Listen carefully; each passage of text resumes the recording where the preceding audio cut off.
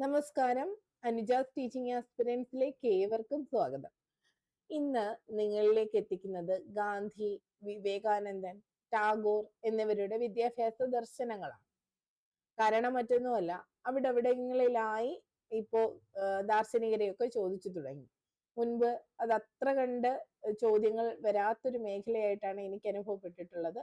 എന്നാൽ ഇപ്പോൾ അവ നിലവിൽ ഇന്റർവ്യൂ നടക്കുന്ന ജില്ലകളിൽ പലയിടങ്ങളിലും ചോദിക്കുന്നു. അപ്പൊ ഞാൻ കരുതി ഭാരതീയരായ ദാർശനികരെ നമ്മളൊന്ന് നോക്കി വെക്കാം. അതുമല്ല, ഇപ്പോഴുള്ള വിദ്യാഭ്യാസ രീതികളെ കുറിച്ച് ചോദിക്കുമ്പോൾ ഇവരെ ഒന്നും ഒഴിച്ചുകൂടാനാവുകയുമില്ല. അതായത് നാഷണൽ എഡ്യൂക്കേഷൻ പോളിസി 2020, അതുപോലെ തന്നെ KCF 2023 നിലനിൽക്കുന്ന ഈ കാലഘട്ടത്തിൽ അതിനകത്ത് ഉള്ള പല ആശയങ്ങളും ഇവരുടെയൊക്കെ സംഭാവനകൾ കൂടിയാണ്. അവരൊക്കെ മുൻപേ പറഞ്ഞിരുന്ന കാര്യങ്ങൾ കൂടിയാണ്.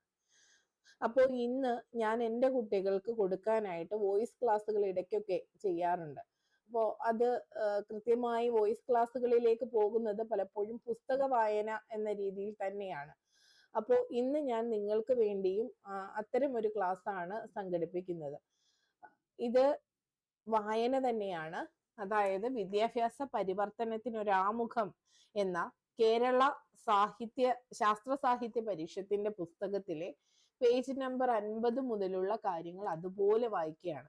പുസ്തകം എല്ലാവരിലും ലഭ്യമല്ല എന്ന ധാരണയും, അതുപോലെ തന്നെ കയ്യിൽ പുസ്തകമുണ്ടായിട്ടും വായിക്കാൻ കഴിയാത്തവരും ഇതിൽ പലരും ഉണ്ടാകും. അപ്പോൾ അവർക്ക് വേണ്ടിയിട്ട് ആണ് ഇങ്ങനെ ഒരു വോയിസ് ക്ലാസ്സിലേക്ക് പോകുന്നത്. അപ്പോൾ എങ്കിലും പുസ്തകം കൈവശമുള്ളവർക്ക് എന്നാൽ ഈ വോയിസ് കേട്ട് അതൊന്ന് നോക്കാം എന്നുണ്ടെങ്കിൽ അത് കുറച്ചുകൂടി നല്ലതാണ്. എപ്പോഴും നമ്മൾ കേട്ടാലും ഓഡിയോ ഒക്കെ നല്ലതാണെന്ന് പറഞ്ഞാലും എൻ്റെ ഒരു പേഴ്സണൽ അനുഭവത്തിൽ നമ്മൾ ഡയറക്റ്റ് വായിക്കുന്നത്രോളം സുഖം മറ്റൊരാൾ വായിച്ച് കേൾക്കുന്നതിൽ ഉണ്ടാകണമെന്നില്ല.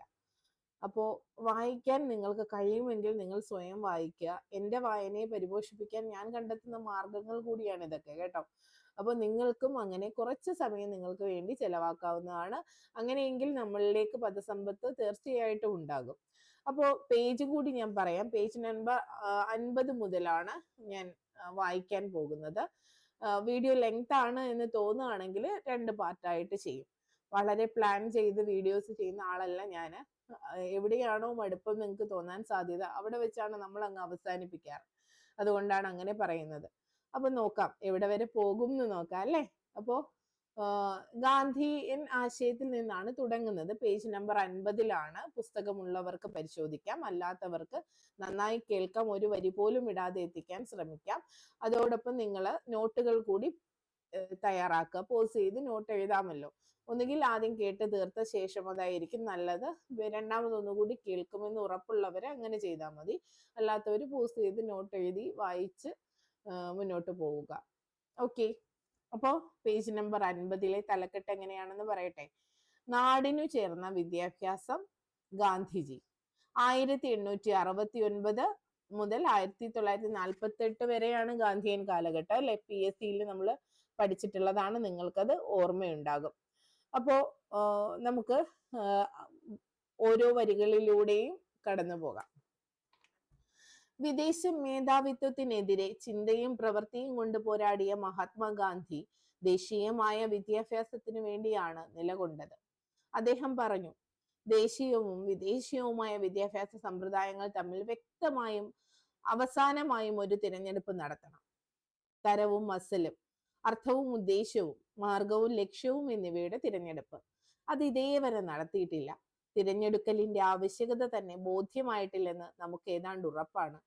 ഈ കാര്യങ്ങളിൽ ആശയക്കുഴപ്പം നിലനിൽക്കുന്നിടത്തോളം കാലം ദേശീയ വിദ്യാഭ്യാസം തഴച്ചു വളരുകയില്ല.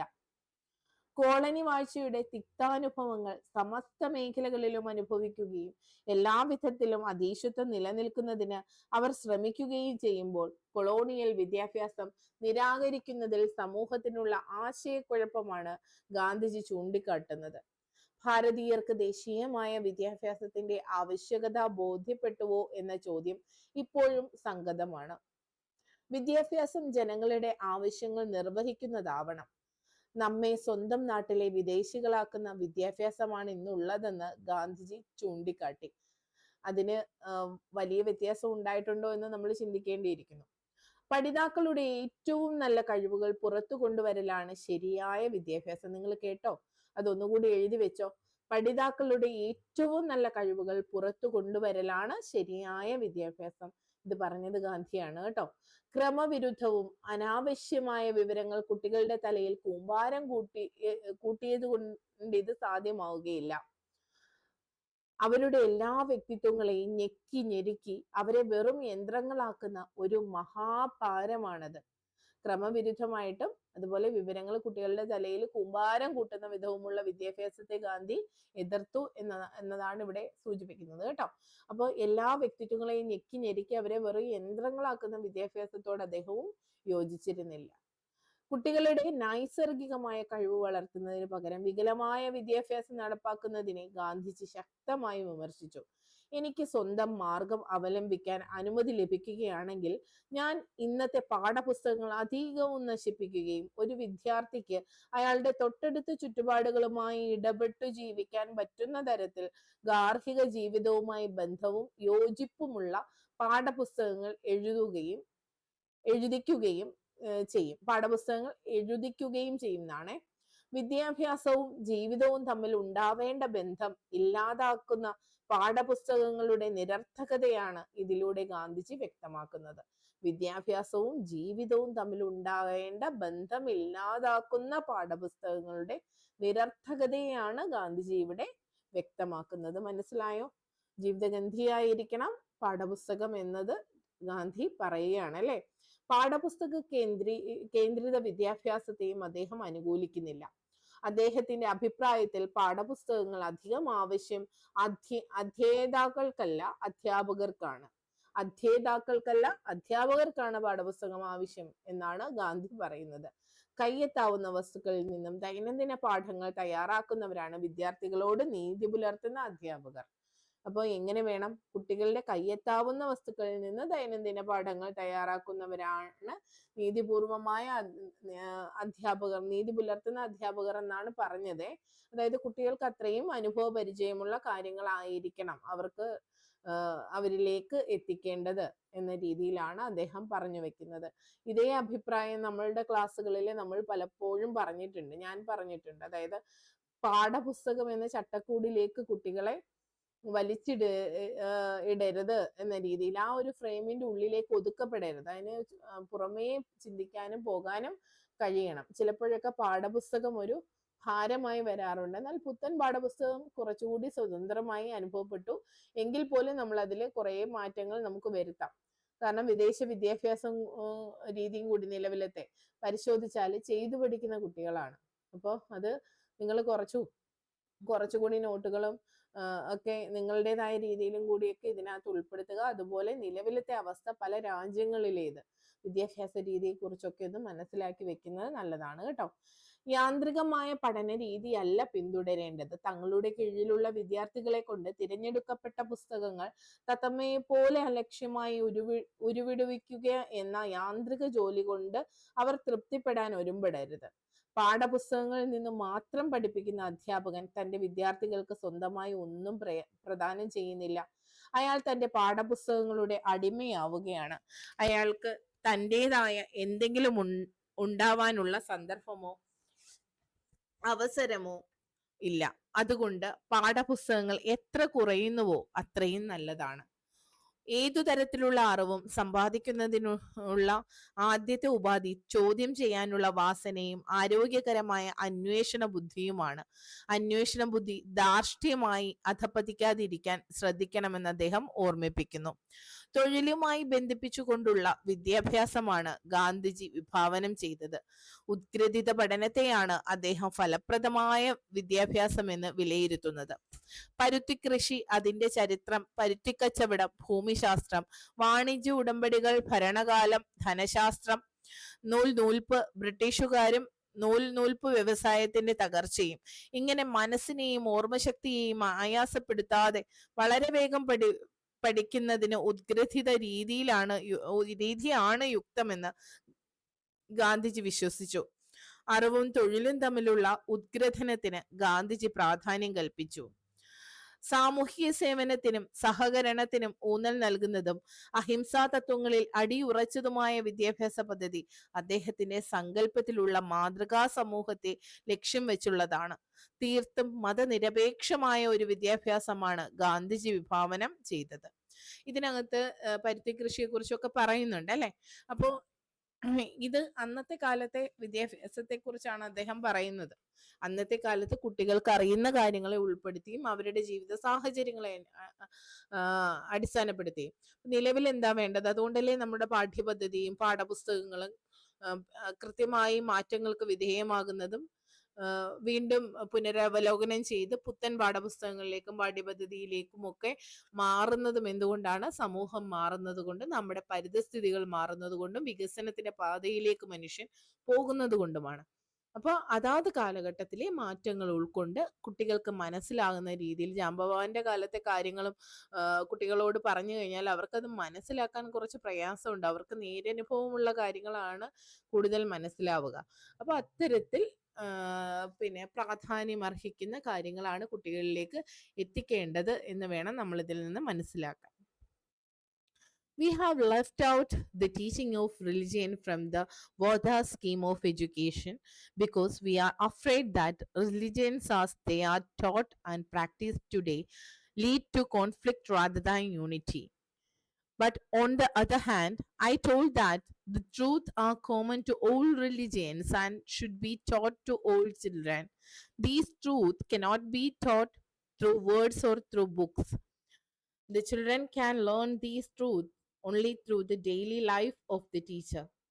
അപ്പോൾ അദ്ദേഹത്തിന്റെ വാക്കുകൾ അതുപോലെ കൊടുത്തിരിക്കുകയാണ്. അതായത് വാർത്താ സ്കീമിൽ അവരെന്ത് ചെയ്തു? ടീച്ചിങ് ഓഫ് റിലിജിയനെ ഒഴിവാക്കിയിരുന്നു. കാരണം എന്താണ്? റിലിജിയൻ എന്ന് പറയുന്നത് ഇന്ന് അന്നത്തെ കാലത്ത് നിലനിന്നിരുന്ന റിലിജിയൻ അന്നും ഇന്നും അതുപോലെ തന്നെയാണ് കേട്ടോ.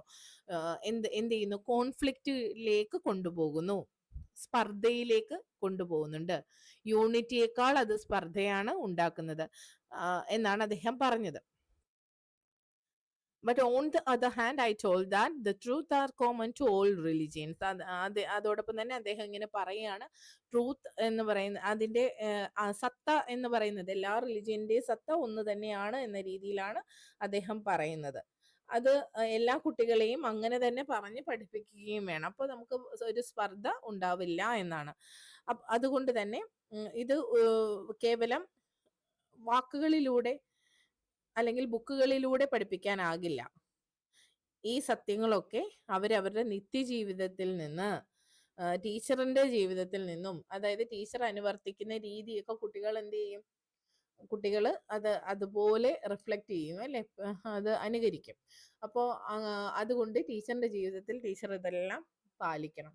സ്വയം ആലോചിച്ച് നോക്കണേ, നിങ്ങൾ അങ്ങനെയാണോ? നിങ്ങളുടെ റിലിജിയൻ, നിങ്ങളുടെ രാഷ്ട്രീയം ഇതൊക്കെ ക്ലാസ് റൂമിലേക്ക് വരുന്നുണ്ടോ?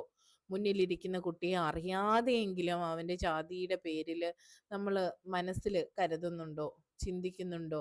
ഉണ്ടെങ്കിൽ ആരോടും പറയണ്ട, അതങ്ങ് മാറ്റിയാൽ മതി കേട്ടോ. മാറണം, മനസ്സ് തുറന്ന് ചിന്തിക്കണം. ഒരിക്കലും ഒരു വേർതിരിവിൻ്റെ അത് ഞാൻ പറഞ്ഞു തരേണ്ട കാര്യമില്ല, അത് നിങ്ങൾക്കറിയാവുന്നതാണ്. എങ്കിലും പറയാനുള്ള കാരണങ്ങൾ, നിലവിലെ പല രാഷ്ട്രീയ സ്വാധീനവും നമ്മൾ അധ്യാപകരിലേക്ക് പിടിമുറുക്കപ്പെട്ടു എന്ന നേരനുഭവത്തിൽ നിന്നാണ് ഞാനിത് സംസാരിക്കുന്നത്. പലരും ജാതി വലിയൊരു വിഷയമായി കണ്ട് ഉന്നത ജാതി, താഴ്ന്ന ജാതി എന്ന ജാംബവാന്റെ കാലത്തുള്ള നമ്മളുടെ ദാർശനികരൊക്കെ ഒരുപാട് കഷ്ടപ്പെട്ട് തച്ചുടച്ച കാര്യങ്ങളൊക്കെ അവിടെയായിട്ട് തലപൊന്തിച്ചു തുടങ്ങി. അത് അധ്യാപകരിലും കാണുന്നു എന്നുള്ളത് വളരെ വേദനാജനകമായ കാര്യമാണ്. നിങ്ങൾ അങ്ങനെ ആകാതിരിക്കട്ടെ. നിങ്ങളുടെ വിശ്വാസങ്ങളെ നിങ്ങൾ മറ്റുള്ളവരുടെ വിശ്വാസത്തെ വ്രണപ്പെടുത്താത്ത രീതിയിൽ മുന്നോട്ട് കൊണ്ടുപോയിക്കോളൂ. പക്ഷെ അപ്പോഴും അത് കുട്ടികളുടെ മുന്നിലേക്ക് കൊണ്ടുവരാതിരിക്കാനായിട്ട് ശ്രമിക്കുക. നമ്മളുടെ വാക്കിലും പ്രവൃത്തിയിലും ഒക്കെ എല്ലാവരെയും ചേർത്ത് നിർത്തിയിട്ടുള്ളതായിരിക്കണം. ഒറ്റയ്ക്കല്ല ഈ സമൂഹം മുന്നോട്ട് പോകുന്നത്, ഒരുമിച്ച് എല്ലാവരും കൂടി ചേരുന്നതാണ് നമ്മുടെ സമൂഹം. ഈ വ്യത്യസ്ത വർണ്ണങ്ങൾ ചേരുന്നതാണ് നമ്മളുടെ രാജ്യത്തിന്റെ ഭംഗി എന്നുള്ളത് കുട്ടികളെ പറഞ്ഞ് മനസ്സിലാക്കിക്കുക. സിദ്ധാന്തവും പ്രയോഗവും തമ്മിൽ പൊരുത്തപ്പെടുത്താനുള്ള ശ്രമം ഗാന്ധിയുടെ വിദ്യാഭ്യാസ പ്രവർത്തനങ്ങളിൽ കാണാനാവും. ഉത്പാദനവുമായി വിദ്യാഭ്യാസത്തെ ബന്ധപ്പെടുത്തുന്നതായിരുന്നു അദ്ദേഹത്തിന്റെ അടിസ്ഥാന വിദ്യാഭ്യാസ പദ്ധതി. കൈത്തൊഴിലുകളെ കേന്ദ്രസ്ഥാനത്ത് നിർത്തുന്ന ഒരു വിദ്യാഭ്യാസ പദ്ധതി മുന്നോട്ട് വയ്ക്കുമ്പോൾ അതിന് പിന്നിൽ വ്യക്തമായ ഉദ്ദേശമുണ്ടായിരുന്നതായി കാണാം. അതുവരെ അസ്പൃശ്യത കൽപ്പിച്ച് അകറ്റി നിർത്തിയിരുന്ന ജനവിഭാഗങ്ങളെ വിദ്യാഭ്യാസത്തിന് മുഖ്യധാരയിലേക്ക് കൊണ്ടുവരുമ്പോൾ അവർക്ക് സാമ്പത്തികമായ സ്വാശ്രയത്വം ഉണ്ടാകണം.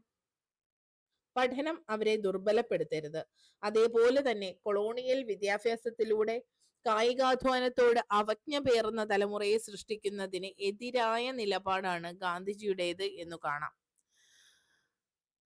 തദ്ദേശീയ വിദ്യാഭ്യാസം പുരോഗതി നേടണമെങ്കിൽ മാതൃഭാഷയിലൂടെയുള്ള പഠനമാണ് അനിവാര്യമെന്ന് ഗാന്ധിജി ഊന്നി പറഞ്ഞിട്ടുണ്ട്. ഇത്രയും കാര്യങ്ങളാണ് ഗാന്ധിയെ കുറിച്ച്, അദ്ദേഹത്തിന്റെ കാഴ്ചപ്പാടിനെ കുറിച്ചും ഈ പുസ്തകത്തിൽ ഉൾപ്പെടുത്തിയിരിക്കുന്നത്. ഇത് മാത്രമല്ല, നിങ്ങൾക്ക് എത്തിപ്പിടിക്കാൻ കഴിയുന്ന ഒരുപാട് പോയിന്റുകളുണ്ട്. അത് ഞാൻ പറഞ്ഞിട്ട് കാര്യമില്ല എന്നതുകൊണ്ടാണ് അവ ഇവിടെ ഉൾപ്പെടുത്താത്തതും. അതുമല്ല, ഒരിക്കലും എല്ലാം കിട്ടും എന്ന ധാരണയിൽ വീഡിയോസ് കാണരുത്. ഞാൻ എല്ലാം കിട്ടത്തക്ക രീതിയിൽ ചെയ്യില്ല. കാരണം നമ്മൾ വർക്ക് ചെയ്തെങ്കിലേ നമുക്കതിന്റെ ഫലം ഉണ്ടാവുകയുള്ളൂ.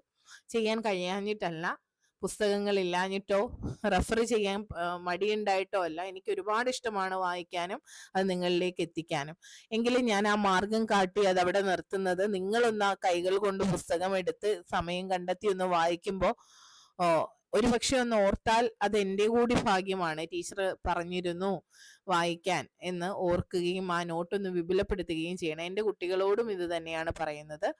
അവർക്ക് തുടക്കത്തിൽ പലർക്കും അത് ബുദ്ധിമുട്ടായിട്ടൊക്കെ തോന്നിയിട്ടുണ്ടെങ്കിലും അവരതിൻ്റെ ഗുണം അനുഭവിച്ചുകൊണ്ടിരിക്കുകയാണ്. അപ്പോൾ നിങ്ങളും അതുപോലെ തന്നെ നോട്ടുകൾ കൃത്യമായി ചിട്ടപ്പെടുത്തി എടുക്കുക. DLEDന്റെ പാഠപുസ്തകങ്ങൾ SCERTയുടെ സൈറ്റിൽ നിന്നൊക്കെ നമുക്ക് റിസോഴ്സിൽ കിടപ്പുണ്ട്, ഡൗൺലോഡ് ചെയ്തെടുക്കാം. പഴയ TTC പഠിച്ച ആളുകളുടെ പുസ്തകങ്ങൾ വളരെ നല്ല കാര്യങ്ങൾ ഉൾപ്പെടുത്തിയിട്ടുള്ള പല പ്രസിദ്ധീകരണങ്ങൾ ഉണ്ടായിട്ടുണ്ട്. അപ്പൊ അവയൊക്കെ പ്രയോജനപ്പെടുത്താം. അല്ലെങ്കിൽ വിക്കിപീഡിയ ഉപയോഗിക്കാം. അങ്ങനെ ഒരുപാട് സാധ്യത. ChatGPT ഉണ്ട്, എന്ത് ചോദിച്ചാലും തരും. അപ്പൊ അങ്ങനെ, പക്ഷെ അതൊന്ന് നമ്മൾ 2 തവണ ഒന്ന് അനലൈസ് ചെയ്ത്, മലയാളത്തിലാണ് സെർച്ച് ചെയ്യുന്നതെങ്കിൽ 2 തവണയെങ്കിലും അനലൈസ് ചെയ്ത് ഉറപ്പ് വരുത്തിയേ അതിലെ പോയിന്റുകൾ എടുക്കാവൂ കേട്ടോ. അങ്ങനെ ഒരു വിഷയമുണ്ട്.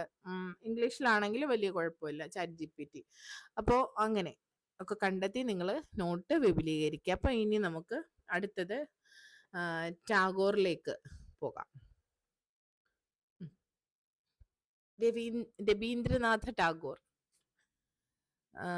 ജീവിതഗന്ധിയായ വിദ്യാഭ്യാസം എന്നാണ് പേജ് നമ്പർ 53 അദ്ദേഹത്തിന്റെ ഭാഗത്തിന് തലക്കെട്ടായി കൊടുത്തിട്ടുള്ളത്. ജീവിതഗന്ധിയായ വിദ്യാഭ്യാസം എന്ന് പറയുമ്പോൾ അപ്പൊ നമ്മൾ രവീന്ദ്രനാഥ ടാഗോറിനെ ഓർക്കണം എന്ന് മനസ്സിലായല്ലോ. അപ്പം ഏതെങ്കിലും ഒരു ചോദ്യം ഇതുമായി ബന്ധപ്പെട്ട് വന്നാൽ ടാഗോർ ഒക്കെ വിഭാവനം ചെയ്തിട്ടുള്ളതും ജീവിതഗന്ധിയായ വിദ്യാഭ്യാസമാണ് എന്ന് നമുക്കിനി പറയാലോ അല്ലേ. ഇതിനകത്ത് അക്ഷരത്തെറ്റുണ്ട്, റായാണ് വന്നത് കേട്ടോ. അത് ടൈപ്പിംഗ് മിസ്റ്റേക്ക് ആണ്. രായാണ്, നിങ്ങൾക്കറിയാം, അത് എഡിറ്റ് ചെയ്യാം. യഥാർത്ഥ വിദ്യാഭ്യാസത്തിലൂടെ ഇന്ത്യയിലെ കുട്ടികളെ വിശ്വപൗരന്മാരായി വളർത്തിയെടുക്കണമെന്ന് വിഭാവനം ചെയ്ത രവീന്ദ്രനാഥ ടാഗോർ നിലനിന്നിരുന്ന വിദ്യാഭ്യാസ സമ്പ്രദായത്തിന്റെ പോരായ്മകൾക്കെതിരെ ശബ്ദിക്കുകയും ബദൽ ആശയങ്ങൾ മുന്നോട്ട് വയ്ക്കുകയും ചെയ്തു. സ്വന്തം ജീവിതാനുഭവങ്ങളിൽ നിന്നാണ് അദ്ദേഹം വിദ്യാഭ്യാസാശയങ്ങൾ രൂപപ്പെടുത്തിയത്. സ്കൂളിനെ വിദ്യാഭ്യാസത്തിന്റെ തടവറ എന്നാണ് ടാഗോർ വിശേഷിപ്പിച്ചത്. ജനങ്ങളുമായും ജീവിതവുമായും നാടുമായും സംസ്കാരവുമായും ജീവത്തായ ബന്ധമുള്ളതാവണം വിദ്യാഭ്യാസം. ഇതിൽ നിന്ന് അന്യമായ ഇന്ത്യൻ വിദ്യാഭ്യാസത്തെ കുറിച്ച് അദ്ദേഹം ഇങ്ങനെ പറഞ്ഞു: നമ്മുടെ വിദ്യാഭ്യാസം ഭാരതീയ സംസ്കാരത്തിന് വേണ്ടി തൃപ്തികരമായ യാതൊരു തയ്യാറെടുപ്പും നടത്തിയിട്ടില്ല. ഭാരതീയ മനസ്സിന് യാതൊരു പ്രചോദനവും അത് നൽകിയിട്ടുമില്ല. വിദ്യാഭ്യാസത്തിന്റെ ഉന്നതമായ ലക്ഷ്യം സാമൂഹികവും ആത്മീയവുമായ ജീവിതത്തിന്റെ എല്ലാ പ്രവർത്തനങ്ങളുടെയും എല്ലാ അറിവുകളുടെയും സത്ത തിരിച്ചറിയാൻ സഹായിക്കലാണ്. പ്രകൃതിക്ക് ടാഗോർ വളരെയധികം പ്രാധാന്യം നൽകിയിരുന്നു. പ്രകൃതിയിൽ നിന്ന് പഠിക്കലും പ്രകൃതിയിലേക്ക് ഇറങ്ങി അതിനെ ആഴത്തിൽ അറിയലും വിദ്യാഭ്യാസത്തിന് ആവശ്യമാണെന്ന് അദ്ദേഹം കരുതി. വിദ്യാഭ്യാസത്തിന്റെ ആദ്യ വർഷങ്ങളിൽ കഴിയുന്നത്ര കാലം ചുറ്റുമുള്ള പ്രകൃതിയിൽ തന്നെ കഴിയണം. പ്രകൃതിയുമായി ചേർന്ന് പ്രവർത്തിക്കുമ്പോൾ യഥാർത്ഥ സത്യങ്ങൾ തിരിച്ചറിയാനും അവയുമായി സമരസപ്പെടാനും കുട്ടി പഠിക്കുന്നു. ആരെങ്കിലും ഓർമ്മ വരുന്നുണ്ടോ? റൂസോയുടെ കാഴ്ചപ്പാടുമായിട്ട് ഒരു സാമ്യമുണ്ട് അല്ലെ?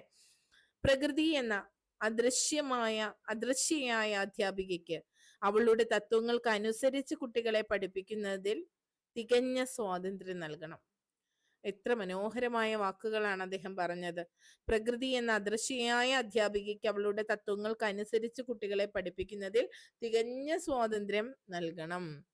സത്യമല്ലേ? പ്രകൃതിയുമായി ഇണങ്ങി കഴിയുന്ന സ്കൂളുകളിൽ പോകാത്ത എത്രയോ പേർക്ക് നമ്മളെക്കാളേറെ അറിവുകളുണ്ട് എന്ന് കരുതി വിദ്യാലയത്തിലേക്ക് പോകരുതെന്നല്ല. വിദ്യാലയത്തിലേക്ക് പോകുമ്പോഴാണ് നമുക്ക് ആ നേടുന്ന അറിവിനെ ഒന്നുകൂടി ഒന്ന് ചിട്ടപ്പെടുത്താനും അരിച്ചിറക്കാനും ആവശ്യമില്ലാത്തവയെ ഒഴിവാക്കാനും കുറച്ചുകൂടി ഈ സമൂഹത്തിന് ഉതകുന്ന തലത്തിലേക്ക് പോകാനും അതുപോലെ വിവര സാങ്കേതിക വിദ്യയുടെ പ്രയോഗവും പുത്തൻ സാങ്കേതിക വിദ്യയുടെ സ്വാധീനവും ഒക്കെ നമ്മളിലേക്ക് വരാനും ഒക്കെ അത് സഹായിക്കുന്നുണ്ട്. ഒരുപാട് കാര്യങ്ങൾ, ചിട്ടയായ പഠനം, ഇതൊക്കെ വിദ്യാലയങ്ങളിലൂടെ സാധ്യമാകുന്നുണ്ട്.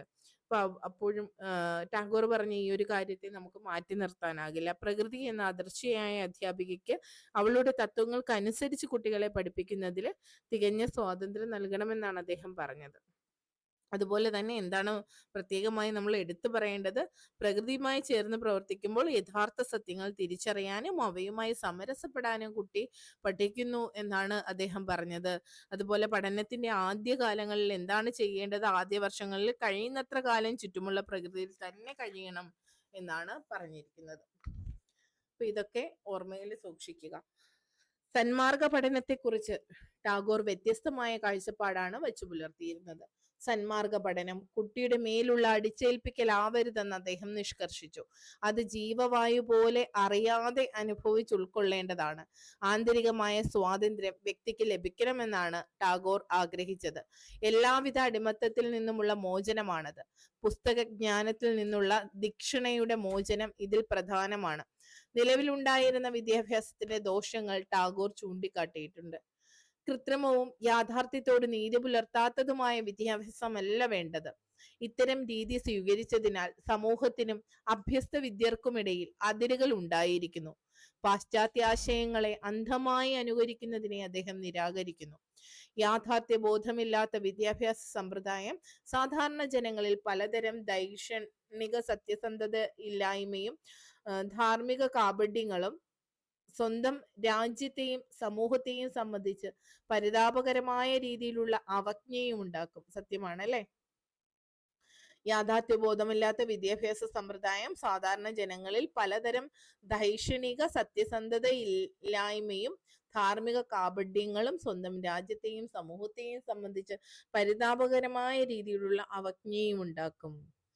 അതുകൊണ്ടല്ലേ നമ്മളുടെ കുട്ടികളെ അല്ലെങ്കിൽ പല രക്ഷിതാക്കളും മറ്റു രാജ്യങ്ങളുമായി കിടപിടിക്കത്തക്ക രീതിയിലുള്ള വിദ്യാഭ്യാസം കുട്ടികൾക്ക് വേണം എന്ന് പറഞ്ഞുകൊണ്ട് ഒരുപാട് പണച്ചെലവിലൂടെ സമാന്തര വിദ്യാഭ്യാസ സ്ഥാപനങ്ങളിലേക്ക് വിടുകയും ഒക്കെ ചെയ്യുന്നത്. അപ്പോൾ നമ്മൾ ഫിൻലൻഡിന്റെ വിദ്യാഭ്യാസ മാതൃക കുറിച്ചുള്ള പുസ്തകത്തിന്റെ കാര്യമൊക്കെ നമ്മൾ പലതവണ ക്ലാസ്സുകളിൽ പറഞ്ഞിരുന്നു. അപ്പോൾ സ്കൂൾ പഠനത്തിന്റെ ഫിൻലൻഡ് മാതൃക എന്ന പുസ്തകത്തില് കേട്ടോ. അപ്പോൾ ആ ഒരു പുസ്തകത്തില് പറയുന്നുണ്ട്, എവിടെയോ ഇങ്ങനെ പറയുന്നുണ്ട്, ഈ പ്രവർത്തനങ്ങളെല്ലാം അവിടെ നടപ്പിലാക്കിയ പ്രവർത്തനങ്ങളെ കുറിച്ചുള്ള ഫിൻലൻഡിന്റെ പ്രവർത്തനങ്ങൾ അത്ര മികച്ചതാണ് എന്ന ആശയം നമ്മളിലേക്ക് കൊണ്ടുവരുന്ന പുസ്തകമാണിത്. അപ്പോ ഇത് അവിടെ വിജയിച്ചു എന്ന് കരുതി ഇതുപോലെ മറ്റിടങ്ങളിലേക്ക് നമുക്ക് അതുപോലെ പകർത്താനാകില്ല എന്ന് ആ പുസ്തകത്തിൽ പറയുന്നുണ്ട്. കാരണം ഓരോ രാജ്യത്തിന്റെയും അവസ്ഥ വ്യത്യസ്തമാണ്. അവിടുത്തെ പശ്ചാത്തലത്തിനനുസരിച്ചാണ് നമ്മൾ വിദ്യാഭ്യാസം കൊടുക്കേണ്ടത് എന്ന രീതിയിൽ പറയുന്നുണ്ട്. അപ്പോൾ അതാണ് ഇത് കണ്ടപ്പോൾ നിങ്ങളോട് ആ ഒരു പോയിന്റ് കൂടി പറഞ്ഞതാണ് കേട്ടോ. അപ്പോൾ ജീവിതവും വിദ്യാഭ്യാസവും തമ്മിൽ വർദ്ധിച്ച തോതിൽ സമരസപ്പെടുത്തൽ ഉണ്ടാകണമെന്ന് ടാഗോർ നിർദ്ദേശിച്ചു. വിദ്യാഭ്യാസത്തിന് വ്യക്തിപരവും സാമൂഹികവുമായ ലക്ഷ്യങ്ങളുണ്ട്. ഇതിൽ ഏതെങ്കിലും ഒന്നിനെ നിഷേധിക്കാൻ പാടില്ലെന്ന് ടാഗോർ അഭിപ്രായപ്പെടുന്നു. രണ്ട് ലക്ഷ്യങ്ങൾക്കും മതിയായ പ്രാധാന്യം നൽകണം.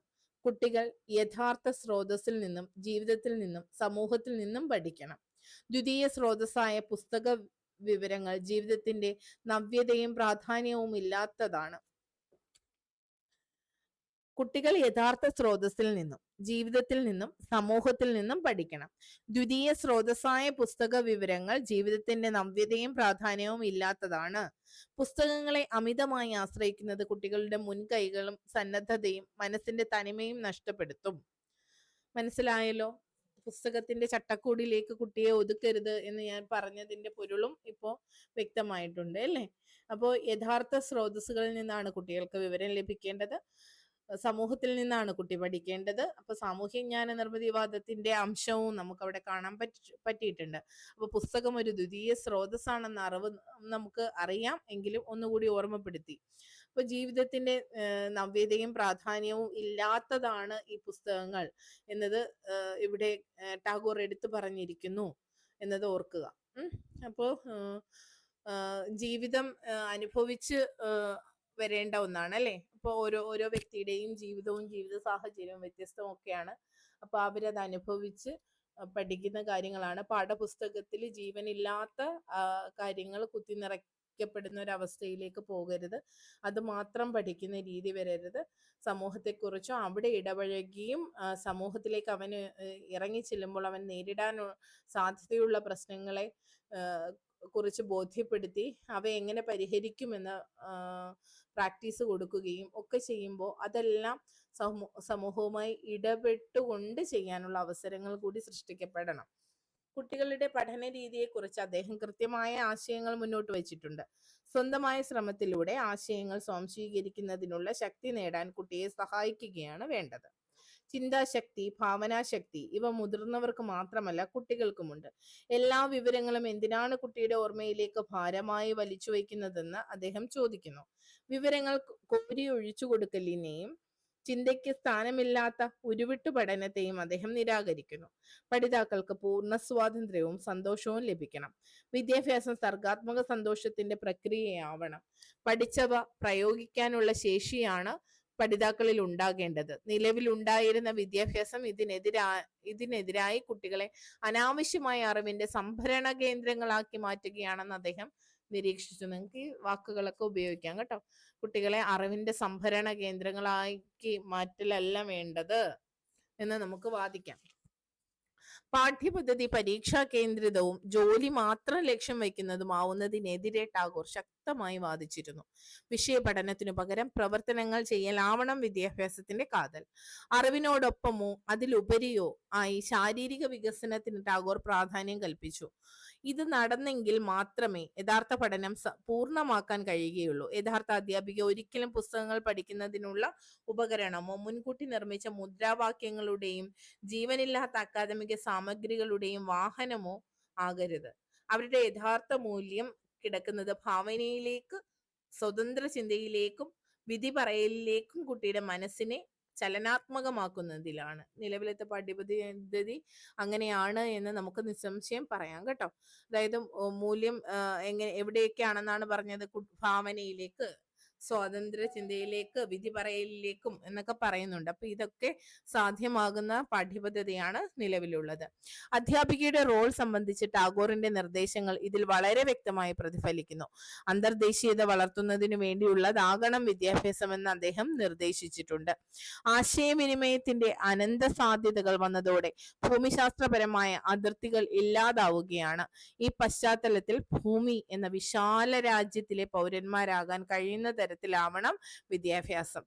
ടാഗോറിന്റെ ദർശനങ്ങൾക്ക് ഇക്കാലത്ത് പ്രസക്തി ഏറി വരികയാണ്. ഇത് ഈ പുസ്തകം എഴുതിയതിനു ശേഷം വീണ്ടും മാറ്റങ്ങൾ ഒരുപാട് വന്നിട്ടുണ്ട് അല്ലേ? നമ്മളുടെ നിലവിലത്തെ പാഠ്യപദ്ധതി പരിഷ്കാരങ്ങളിലൊക്കെ ഇത് വ്യക്തമാണ്. അതുപോലെ തന്നെ പൊതുവിദ്യാഭ്യാസ സംരക്ഷണ യജ്ഞം, അതേക്കുറിച്ച് പ്രൊഫസർ സി രവീന്ദ്രനാഥ് സാറ് സംസാരിക്കുമ്പോൾ അദ്ദേഹം എഴുതിയ പുസ്തകത്തിലും ഒക്കെ ടാഗോറിന്റെ ഈ ഒരു ആശയത്തെ എടുത്തു പറയുന്നുണ്ട്. അതുപോലെ എന്തുകൊണ്ടാണ് നമ്മളുടെ ക്ലാസ് റൂമുകൾ ഹൈടെക് ആക്കിയത്? അറിവ് തന്റെ ക്ലാസ് റൂമുകളിലേക്ക്, ക്ലാസ് റൂം ജാലകങ്ങളിലൂടെ ഇരച്ചു കയറി വരട്ടെ എന്ന രീതിയിലൊക്കെ അദ്ദേഹം സംസാരിക്കുന്നുണ്ട്. ഞാൻ ഈ കാണാതെ പഠിക്കുന്നതിൽ വളരെ വീക്കായതുകൊണ്ട് എനിക്ക് വരികൾ അതുപോലെ പറയാൻ അറിയില്ല. പക്ഷെ അദ്ദേഹത്തിന്റെ ആശയം ഇങ്ങനെ തന്നെയായിരുന്നു. ഈ സ്കൂളുകളുടെ ജനാലകൾ തുറന്നിട്ടിരിക്കുന്നത് ലോകത്തിലേക്കാണ് എന്ന്, ലോകത്തിലെ അറിവുകൾ ഇങ്ങനെ ക്ലാസ് റൂമിലേക്ക് വരട്ടെ എന്ന രീതിയിലും അദ്ദേഹം എഴുതുമ്പോൾ അദ്ദേഹം അവിടെ ടാഗോറിനെ കുറിച്ച് പറയുന്നുണ്ട്. ടാഗോറിന്റെ ആശയം ഇതായിരുന്നു എന്ന്. അപ്പോ ഇത്രയും പറഞ്ഞ് നമ്മളുടെ ഈ ഒരു ക്ലാസ് ഇവിടെ നിർത്തുകയാണ്. അടുത്തത് വിവേകാനന്ദനെ കുറിച്ച് അടുത്ത ക്ലാസ്സിൽ നിങ്ങളിലേക്ക് എത്തിക്കും.